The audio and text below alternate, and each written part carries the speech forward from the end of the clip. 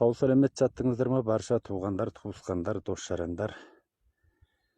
Мен бүгін мынау өзіміздің Алтайдың әйгілі төр жайлауына келіп, сол жайлауда сіздермен жайлаудың азда болса жерсу шежіресімен таныстыруды жөн көріп, өзімше сіздерге қысқадан нұсқа барған тұрған жерімді былай деп таныстырып қояйын. Мынау біздің Алтайдың әйгілі Буршын ауданының Жалдың үйі және Қанас екі ортасындағы мынау шығыс өңірде бұлт бүркеніп бұлтпен таласып жатқан әйгілі Емегейті деген жайлауы болады. Ал енді осы Емегейті жайлауының мынау астында жатқан көк алқап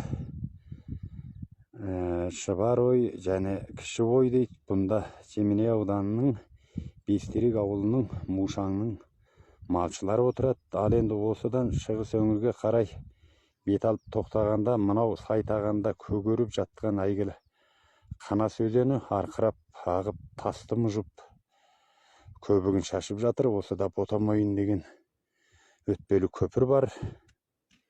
Ал енді осыдан шығысқа қарай қайта жылжып анау сайды құлдап Қанас өзені жөңкіле ағып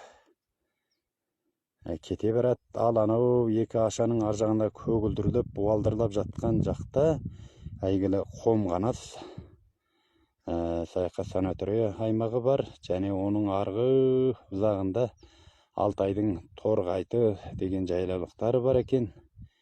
Енді осыдан бері қарай қайтып айланып жетіп келгенде мынау көк қарағайлы қабырғаның ар жағында сайтағанда ағарып жатқан қала жаңағы Буршын ауданының Сайқат санатория қалашығы Жалдың үйі деп айтылады. Ал енді осыдан қайтадан мынау оңтүстік өңірге қарай бет алып жүріп отырып анау алаңқыда жатқан жолмен Буршын ауданына кетуге болады. Және Қалутон аэропортына және Қомғанасқа және басқалай әйгілі жайлаулықтарға кететін тарамша жолдармен таралып бөлініп жатады.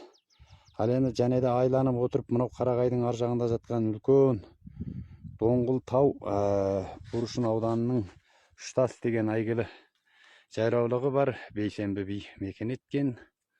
Осыда Салқын шоқы деп айтылады. Және мына бергі бөктеріндегі анау алаңқының бер жағында көк қабырғадағы көк қарағай Қабай қаптал деп айтылады.